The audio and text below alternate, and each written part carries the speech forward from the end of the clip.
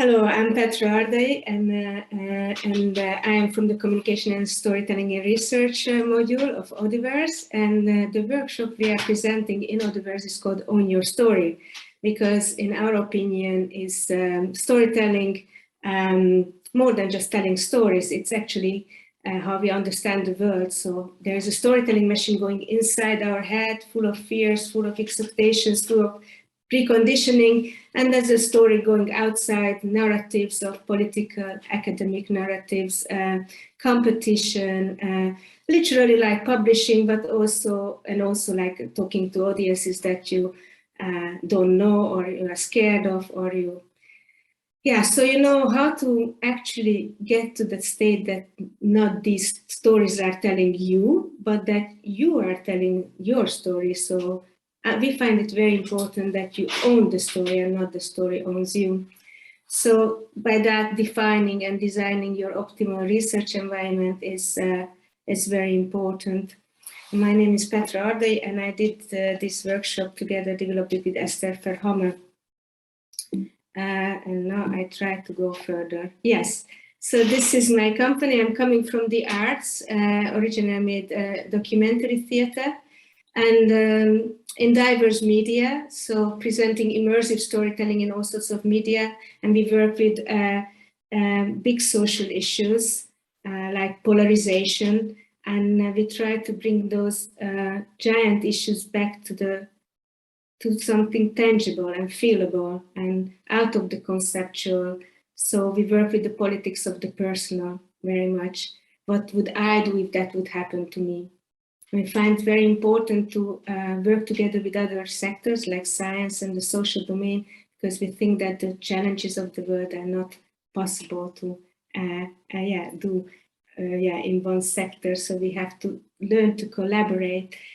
I chose this photo to remind us of times when there was no COVID, when we could really touch each other and connect. And this workshop can be also done offline, and then we can, then it's very, very playful, but online it's also quite playful, as you will see.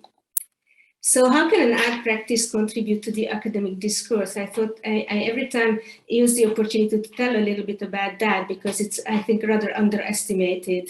So an art practitioner is always ideating about the unknown, but not about grasping the unknown or getting really tense by not knowing the unknown, but actually daring not to know, and by that getting to new questions and having a kind of ease to be a bit uncomfortable and not immediately have results. So an art practitioner is always connected to themselves and to the surrounding around them and to others. So there is this continuous movement of reconnection and connection, which I find very, very importantly. An artwork can actually culminate instant engagement. You look at the picture and you are touched, right? So I wouldn't underestimate that, what that means, that you don't, that it's not conceptual, but you immediately are touched, so something is happening in you. Because I think actually the big changes, and any kind of change, is coming from the inside and not only from the outside. So I think that's a very important aspect. And questioning perspectives, and artwork always does that, and that's also very important, because you get a bit more grasp on your own potential biases, which are very important. And an art practice is always non-linear, creative, and has a mindful storytelling, so concentrates on the process, and it's experience-oriented. It's about quality and playfulness. It cultivates authenticity, and it empowers.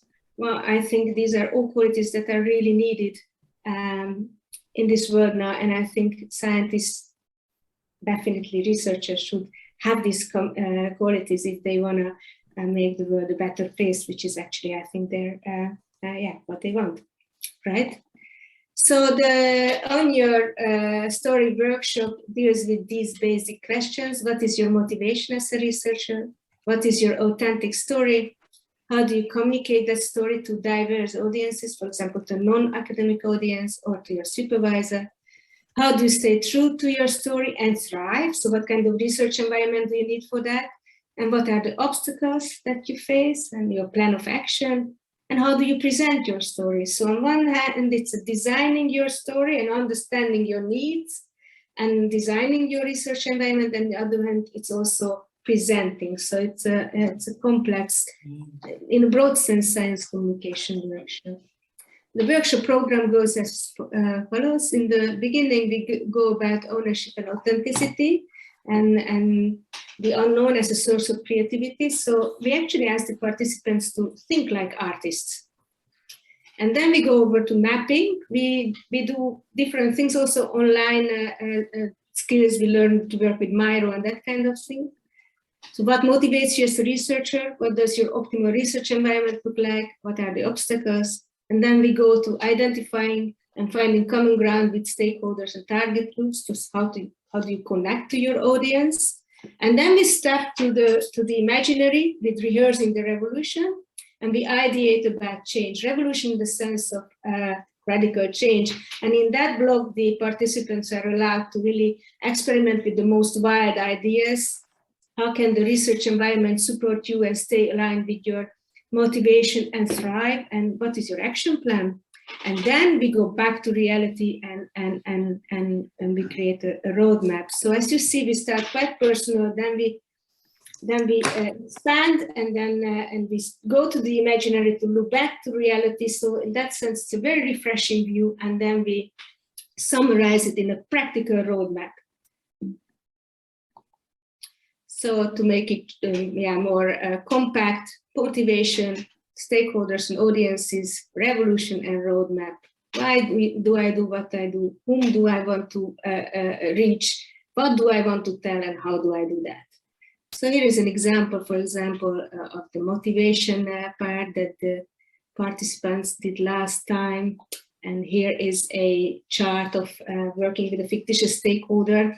They chose very scary ones, and then they tried to tell their story to them. So that was like quite a fun exercise. And here you see a revolution. And then we zoomed in on the left side of the image on the science communication aspects of the revolution. But in the core, communication, sincere, authentic, and enjoyable communication was at the core of the problem of all the participants that we mapped last time. So the takeaways of this course are storytelling skills, so more about the structure, from active listening, empathizing, but also what you want to tell, map your problems, and ideate on that, reframe if it's necessary for your audience.